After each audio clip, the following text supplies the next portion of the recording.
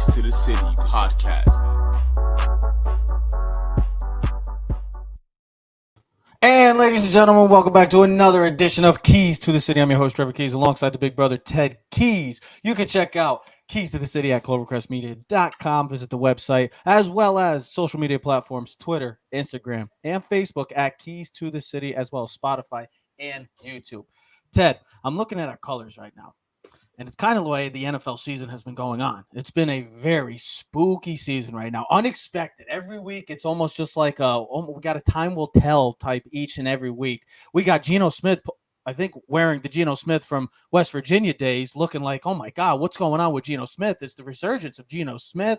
It looks like Russell Wilson before Russell Wilson. What the hell's going on? We got Patrick Mahomes reenacting Houdini. Like, what's just going on? The New York Giants are 3-1. I mean, this season, each and every week, it's almost just like well, what are you going to give me now in the NFL season? I'll tell you what it's going to give you. It's going to give you something we've talked about before multiple times on this show.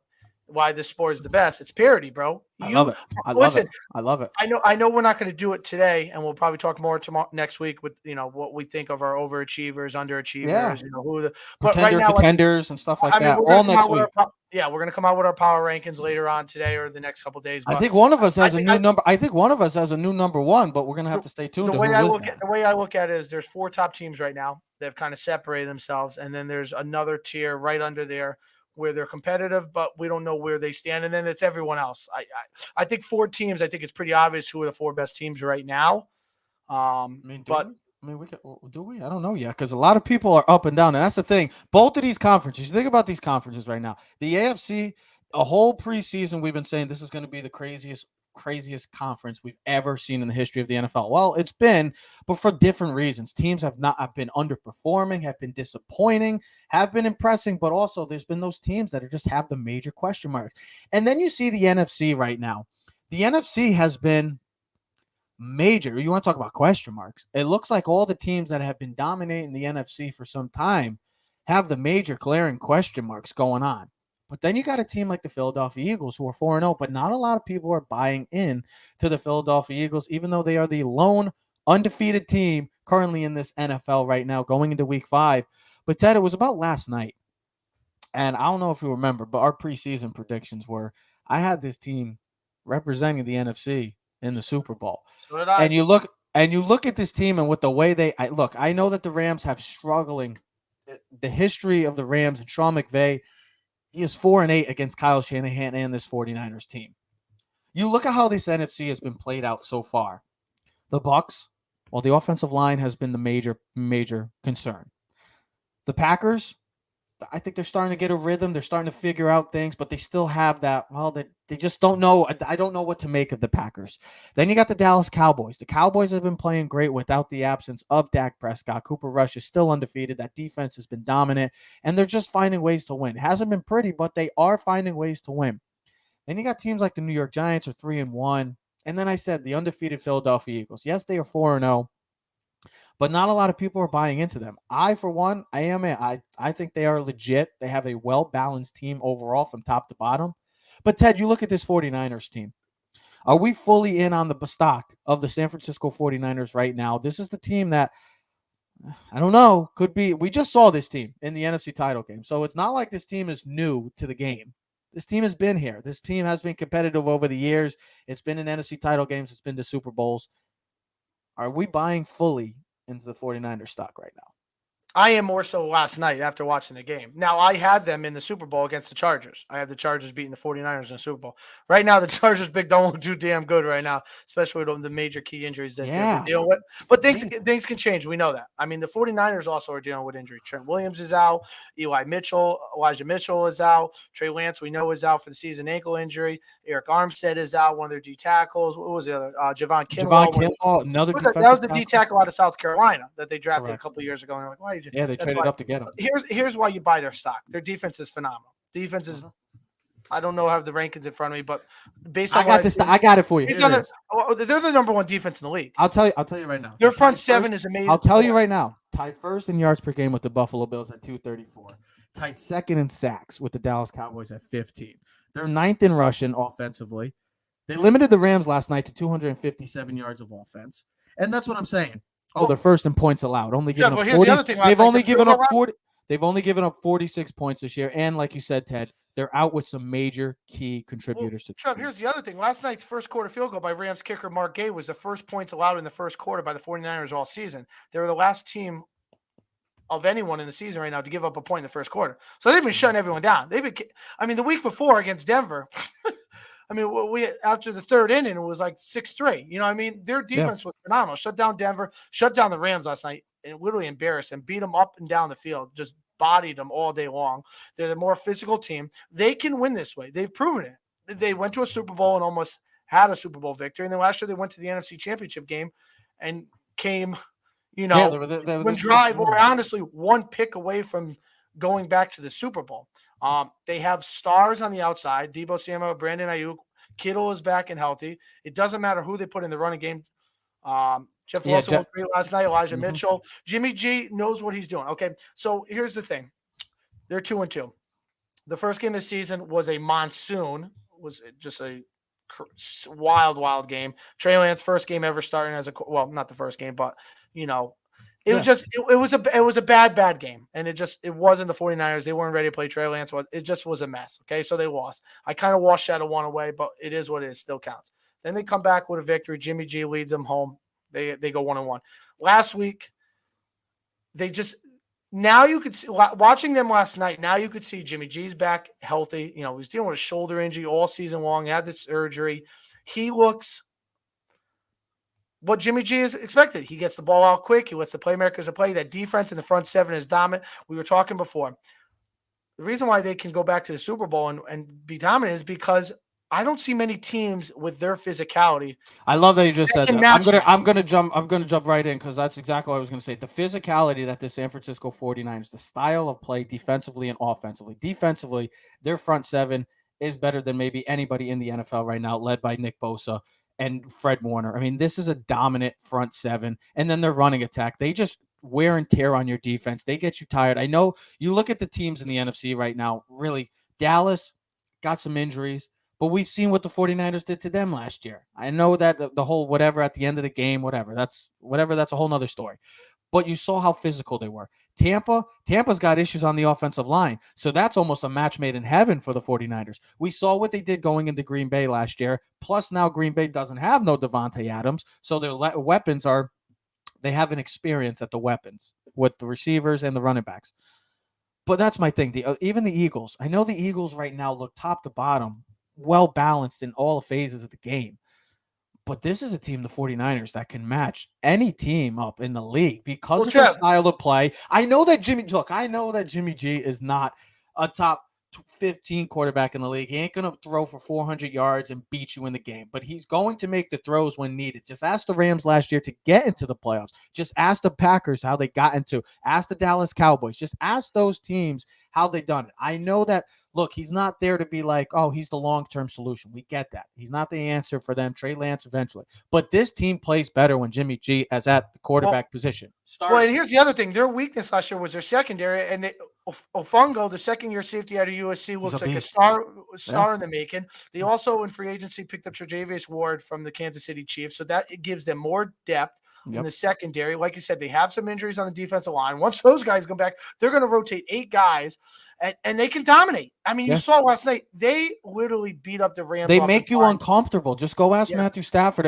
All that we saw is Matthew Stafford to Tyler Higbee and to Cooper Kupp. Right now, if I had to pick 3 defenses right now that I thought were the top 3 defenses in the NFC, it's Dallas, 49ers, and the Bucs. I still like the Bucs defense. Okay, I still think you can't knock the Philly. You can't knock Philly. Right no, now. I know, but if I had to take 3 defenses, Patrick Mahomes wouldn't agree with you on that.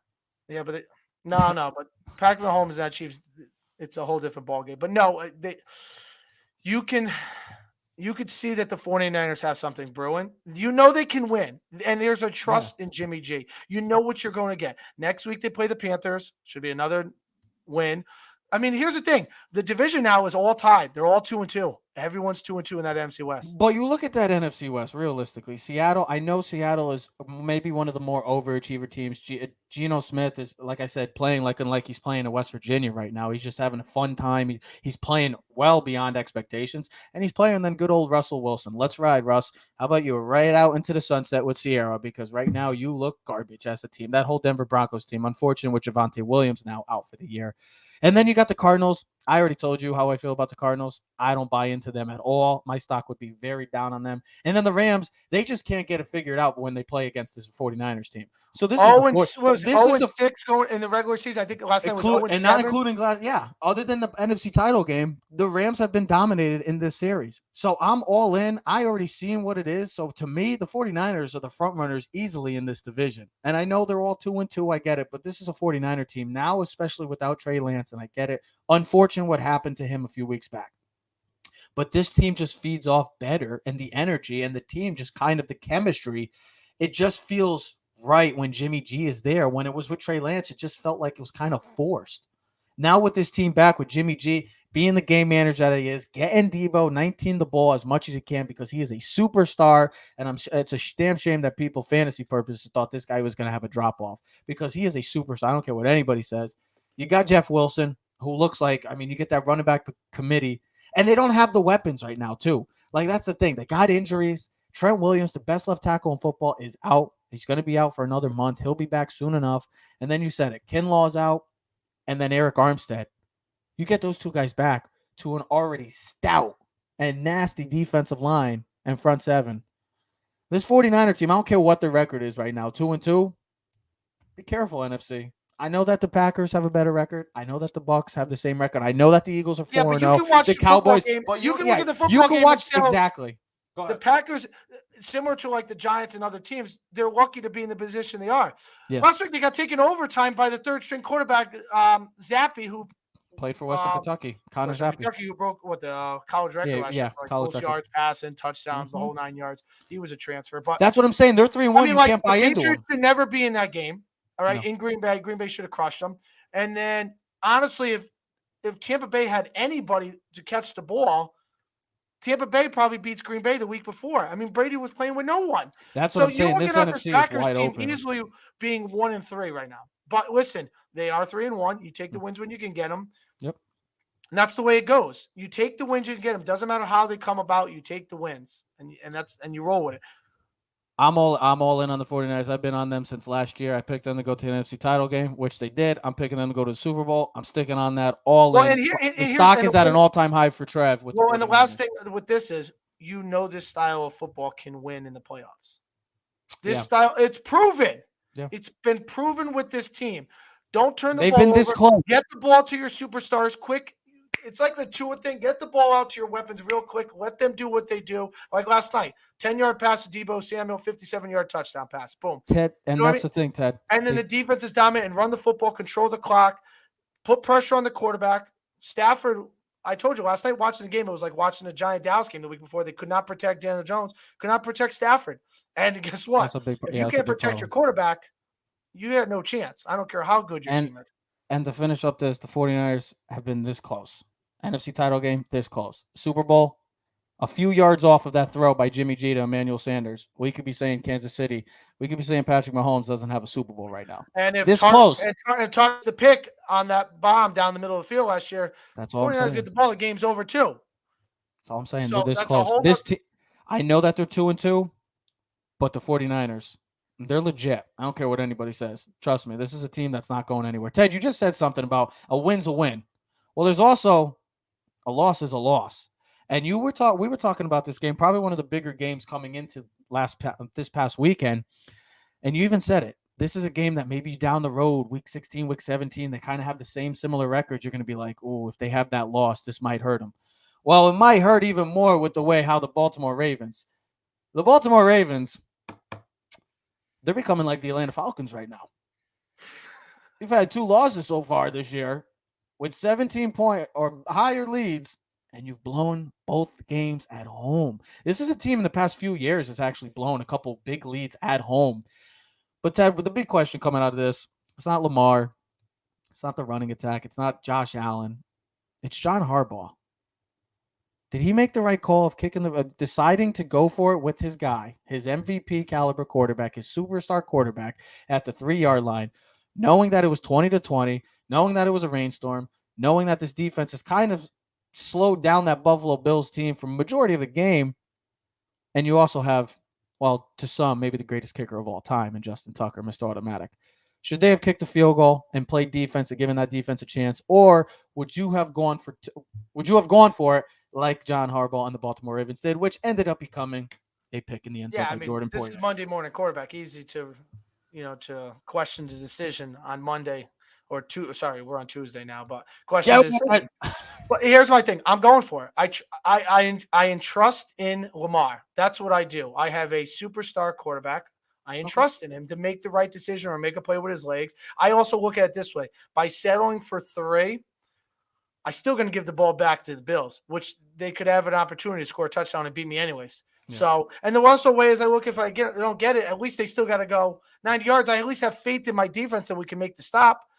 Yeah, we could kick the field goal, kick off, and hope even if they kick the field goal tie, we go to overtime. But, a couple of years ago, what was it, Monday Night Football? It was like 4th and 2 against the Chiefs. And he's like, what do you want to do, Lamar? Oh, yeah, the Sunday night game. He's like, what do you want to do? And we're like, what do you want to do? And people are like, you shouldn't ask the players. Players always want to go for it. You put faith in your team. You know what I mean? But is that almost a knock on the defense that you have no trust? Do you have no trust? How many times have we questioned it?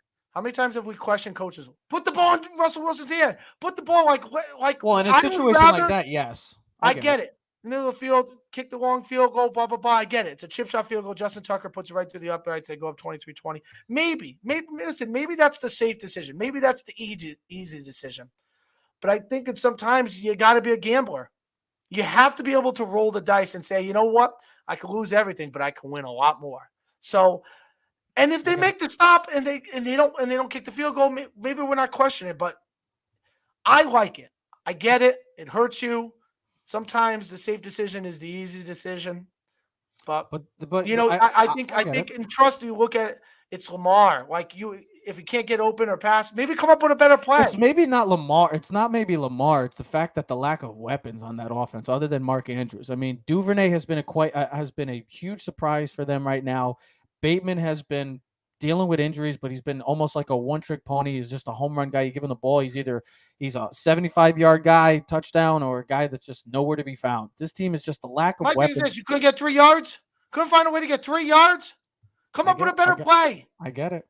Dobbins, Mark Andrews, blah, blah, blah. Lamar with his legs, RPO, something. I didn't see the play. Okay, I didn't see the play. It was one of those plays. It was a rollout. Didn't he throw a pick? Yeah, rolling out toward the boundary, and he threw. But he had Duvernay open in the corner. He was a little too late. Maybe it's because of the pressure. And Poirier, with the great distance that he has, and just making a hell of a play, being one of the best safeties in the game. It was a great play by him. But I get the call. I get it. But in a situation like this, knowing that this is a type of game that you're going to eventually, maybe down the road, see this team in the playoffs, and like you said, Ted, you said it last week. You want to win games, and knowing a game like this down the road, you're going to be like, they finished 12. They finished 12-5. We finished 11-6. Should we even be questioning this? You're up 20-3. You didn't score any points in the second half. It should have never came down. My thing is, I don't have a problem. I like the gutsiness, but it should have never came down to this, Trev. Oh, I get it. They were up 20-3. You scored no points in the second half. You didn't get anything. It should have never even came down to this play. That's the way I look at it. Jackson will be Mahomes for Halloween and pretend to be a true franchise quarterback. Damn, Ralphie. That's hating on Lamar. You can't be hating on Lamar. Can't be hating on Lamar like that. My thing is this. You were up 20-3. You should have never even came up to that situation. For the game to come down to you having to make a decision between kicking a field goal. Let me ask you that. How concerning should the Baltimore Ravens franchise be right now? Because you should be undefeated.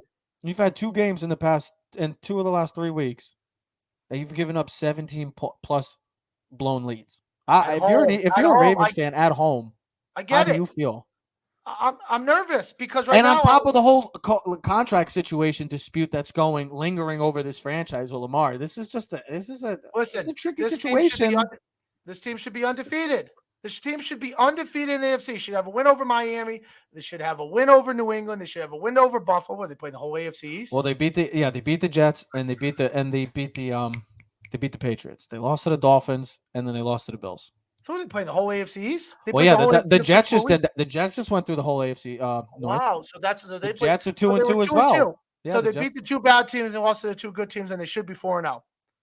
But it's concerning more so on the defensive side of the ball that they're not able to withstand the weeds. Or is it also that they just don't have no trust in that defense? It's not Like the for trust. them to It's go the pride. for them to go for it, knowing maybe it's just the respect that they have for the Buffalo offense, or is it Trev, just how bad the you defense has gave up a been? 17-point lead. It doesn't matter. Oh, Where's the defense? that's what I'm Baltimore saying. always prided There's themselves on no. defense. No. That's what I was saying, Ted. Is that maybe they just don't have any trust in this defense for them to just go for 2. They're like 3 points is not enough. So exactly. That's all I'm saying. Go for the win every single time. Roll And the especially dice. like you said, in the situation that they're in right now, they're at the 3-yard line. You have an MVP caliber quarterback, a superstar quarterback, Lamar Jackson. You got J.K. Dobbins back, had a hell of a game too, coming back. You have some sort of weapons, but there's still that lack of weapons on this team. I don't know. I'm a big fan of John Harbaugh. I think he's a great coach. He's a Super Bowl winning coach, one of the better coaches during this time. But he's made a lot of calls that, well, have paid off and some calls that haven't. This is a call that, Listen, well, didn't pay sometimes off. you're a gambler, bro. You win some, you lose some. That's the way it goes. Hopefully, right you're about- on the better right end of the stick more times than not. Well, you just said betting on yourself and gambling. Lamar's been betting on himself. Well, I know another man that's betting on himself, and that's for us, our New York Giants. It's Saquon Barkley right now. Look, I get it. I know we're in week 4, going into week 5. Still got 12 more weeks left. I know this is a quarterback-driven league, and we should just name it the quarterback award because that's usually the award that's given to the most valuable players. Usually, Yeah, and then the offensive player of the year goes to either the running back. Yeah, either a receiver or a running back or a tight end. Unless Travis Kelce, yeah. I mean, Cooper Kupp did have a unbelievable. Cooper Kupp could have won MVP last year. Probably should have won MVP last year. Who won MVP last year? Rodgers won the last 2. That's what I'm saying. Like Derrick Henry 2 years ago could have. Derrick Henry probably could have won 2. Could have won. Was that a marching band in the background? No, we got the family here. It was the chair. It was the chair. Oh, somebody was about to. We got the trumpet. We got Narco playing. Come on, best theme song in the world. It's the best entrance. Can I tell you, son? Ever since that theme song came out and the Mets. Oh, we're gonna be talking about the New York baseball team soon because we got playoffs teams. We got 2 playoffs. They just got swept by the Braves this weekend. I know they were up big. That was their lead, and now they've ever since he's played the trumpet there, they have gone downhill. It's such a jinx, typical. Bro. It's a typical Met. It's a typical. They made Met it out like season, they had right? already won the World Series. Save it for the World Series for when he comes out or the parade. It's just giving them excitement. You know, it's got to give them excitement. It's a franchise that's been dealing with bad. Typical Mets because when you watch the Jeter thing, they brought out who let the dogs out in Game 3 against the Yankees. Well, that didn't work out well. And he didn't even care because they were just the Mets to him. And guess what? But that's the problem. You know what? You didn't see the Yankees bring out Enter Sandman in the middle of the year for freaking Mariano. We said we'll see at the end of this. No, they do it every time. They didn't bring the band out. They didn't bring never. Yeah, no. We didn't have them on the first base line ready to go. Because winning franchises know how to handle winning, and the Mets don't. God bless you. We're just talking about New York sports. And this has been a losing franchise for some time in the New York Giants. But right now, after 4 weeks, they are 3-1 currently slated at the 6th spot in the playoffs. If the playoffs ended today, the New York Giants would be in the playoffs as the 6th seed. Hard to believe. It's fascinating. But like I said, this season has been everything but who will we be playing? As the 6th seed, I just who's the 3 seed? So the 1 seed's the Eagles. The 2 seed would probably be the Packers. The 3 seed would be the Bucks. Oh, yeah, it's perfect. Bring Brady. Come on. We'll take him on. We'll beat him. You know the Giants have great success over him. We need Eli. We need Eli / Chad Powers to come in and help us. And San Francisco would be the 4 seed. Yeah, and Dallas would be the 5 seed. Oh, yes. Oh, who would be the 7? No, who? Yeah. Oh, no, Minnesota. I think Minnesota's the 2 seed. Green Bay would be the 7 seed right now. Wow. Interesting. Yes. Yes, the Giants would be the 6th seed right now. Giants would be the 6th seed. Well, we'll see because the Giants are traveling to London at 9:30. For all the people that don't know, there is a 9:30 game again. So if you have fantasy players playing in that game, make sure you have your lineup set before 9:30. The New York Giants are traveling to London to play the Green Bay Packers. But I just said it. This has been a MVP driven award, maybe slash quarterback driven award, I should say, because the past couple of years we've had amazing record breaking seasons. Cooper Cup last year, Derrick Henry the year before, but it's been the quarterback. I'm only asking this question, and people could call me crazy. I don't really care. I don't.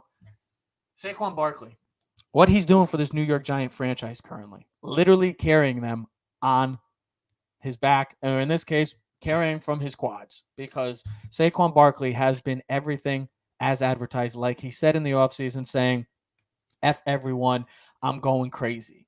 And Saquon Barkley has been going crazy for the first month of this season.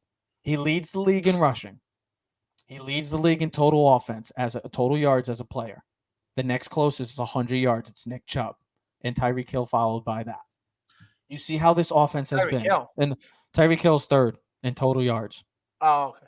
Oh, sorry. I thought we were doing rushing. No, rushing yards is right now. Rushing yards is Chubb. Chubb's only down it's 459 to 463, but Saquon still has the title right now. You've seen how this offense has looked, specifically the passing game. You've seen how this offensive line has looked. Other than Andrew Thomas, who's playing at an all-pro level right now, as graded as the best left tackle in football, Saquon, what he's been doing. The Giants are 3-1. This offense is 31st with a measly 139.5 yards passing per game right now. And they don't have any receivers right now. We're about to be calling Amani Toomer back. Trev. We need Amani Toomer back. We're trying to get Odell Beckham Jr. back. This Giant team offensively is literally Saquon Barkley is a one-man wrecking crew. So Ted, does Saquon deserve MVP consideration for the first month? I mean, I guess so. I mean, why not? I mean, it's stats wise. I don't know if he'll get the respect that he deserves as a Giant fan. Yeah, no, I laughed. That's why I was laughing. Is the only true. I mean, I was just reading this. I was just baffled. Like, I just read this. It said their Giants receivers this weekend combined for 3 receptions and 25 yards. 25 yards. Kenny Galladay was catchless before leaving late with a knee injury. How could he have a knee injury if he didn't even play? I didn't even know he was on the field. I don't know who our receivers. That's the problem. Listen, this is about. We have no quarterbacks. I mean, Daniel Jones hurts his ankle. Tyrod. No, we brought back the. We brought the Fromm back. Bring the Fromm back. Tyrod Taylor runs, and that's typical Tyrod. That was a bad scary hit though. The way he took that. That's because awful. He didn't slide. And Saquon was playing quarterback. I mean, he's literally doing everything for this New York Giant offense. The Giants' next 2 weeks are at London against Green Bay, home against Baltimore. Huge test for the New York Giants. We'll see. Yeah. Next 2 weeks, you got Packers and Baltimore. Real teams that we look at as playoff calibers. Legit contenders, yeah. I want to see him compete. I mean, does he deserve MVP consideration? Of course, why not? Probably wouldn't be in the top 3. Like, here's the thing. I'll give you the hold on. He's been everything the Giants could ask for, right? We were watching the other day, and everyone goes, you can tell that Saquon has not been healthy the past few years, because if you just, by the mere of opening your eyes and watch the game, you can just tell the way he runs. He's running with a different style. He's running with a purpose. He's running like he did his rookie season. He's more physical. He's quicker. His breaks are more elusive. The burst is, The burst is there. I mean, the run the other day where he throws a screen pass and he breaks a tackle and runs back around, that's typical Saquon. Like, that's Saquon. That's rookie season Saquon. That's the definition. You had to show a highlight of what Saquon represents at him and then finishing the run, lowering the boom. I mean, he's been their most impressive player on their team. He's the only reason why they're 3-1. Realistically, because they have no offense. They might have the worst offense in football. They're too bad. I mean, the Bears might have an argument with that. Yeah, maybe the Bears. The Bears probably more so. But yeah, even the Jets have more. The Jets have more talent. The Lions, all these teams that are probably. I mean, it's just like the only reason why the Giants scored against Dallas was because of Saquon. Now I get the offensive line has to block too. It's not all about the running back, but and honestly, our second best player is Daniel Jones on rollout runs. He's on pace for 820 yards rushing. I looked at a stat last night. His most he ever had was like 456. He's on pace for 820 yards rushing.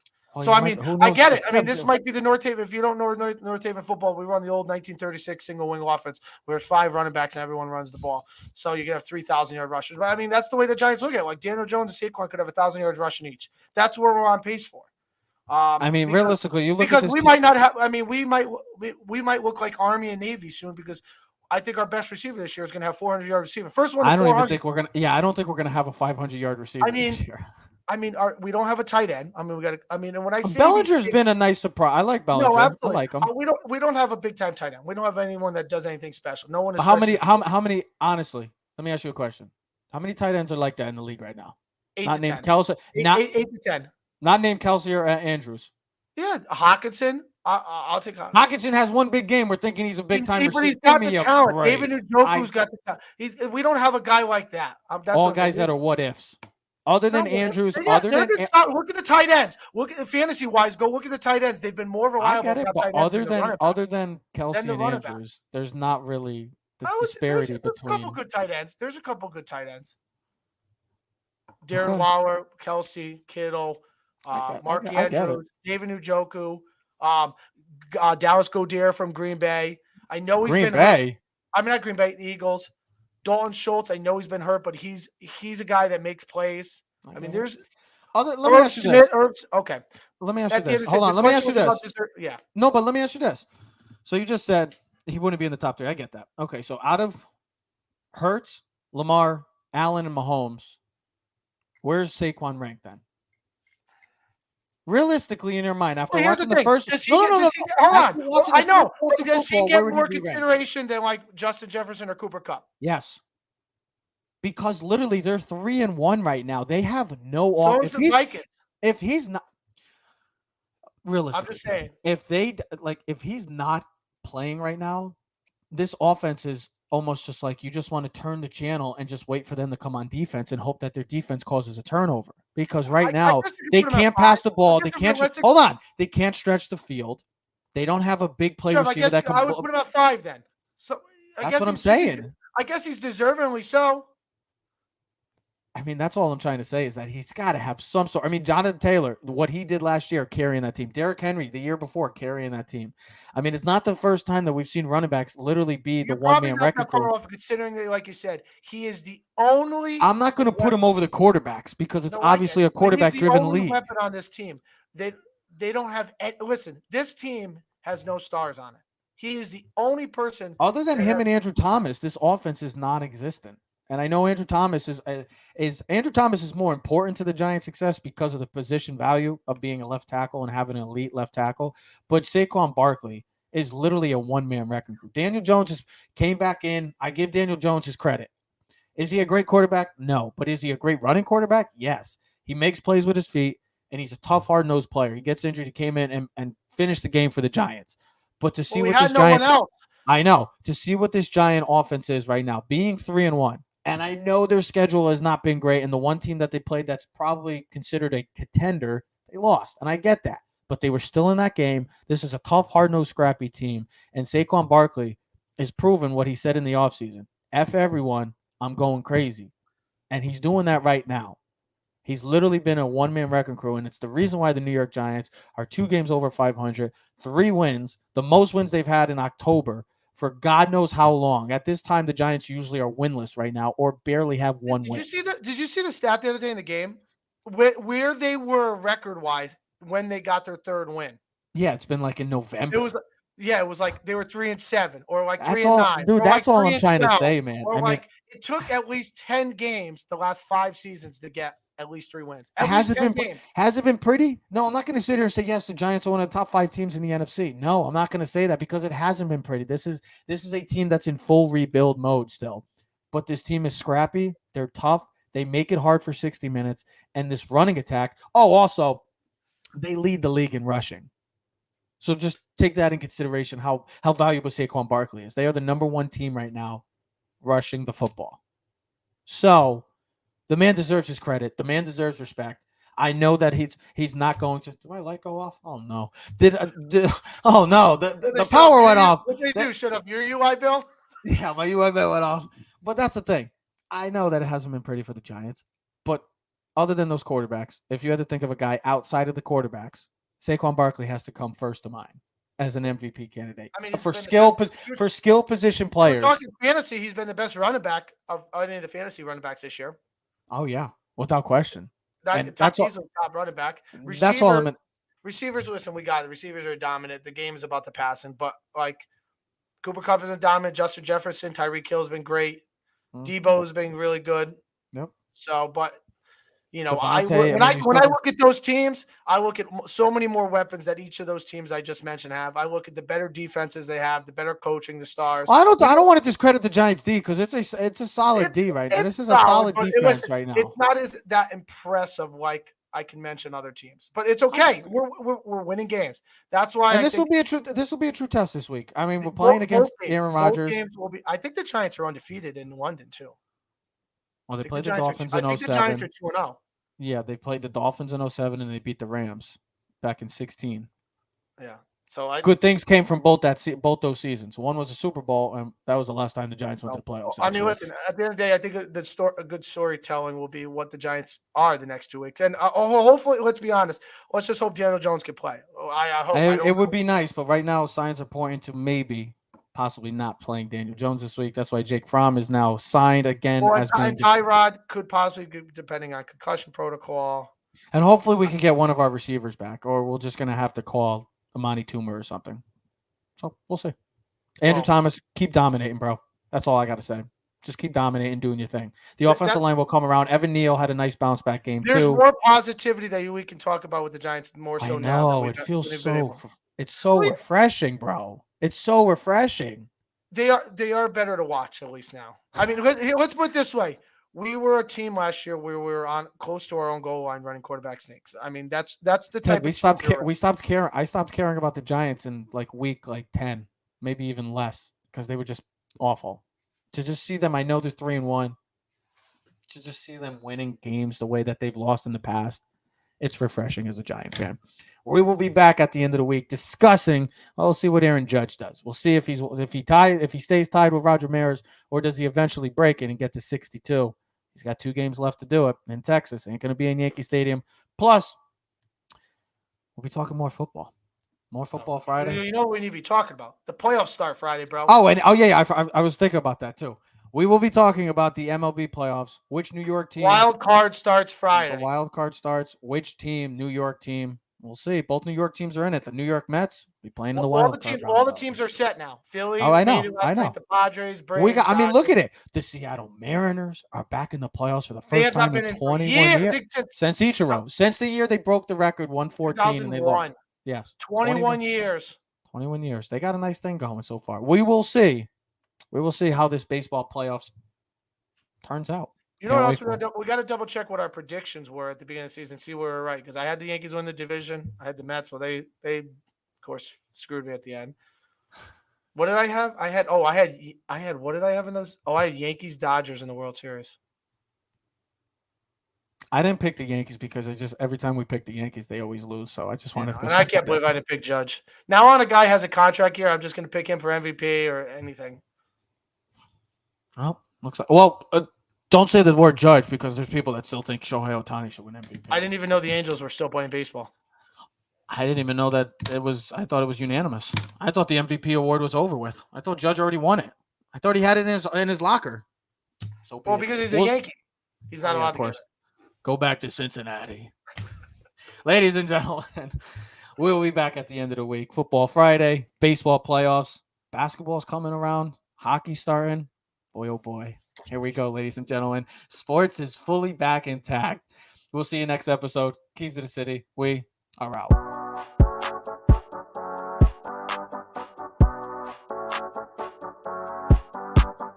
You are now in tune to the Keys to the City podcast.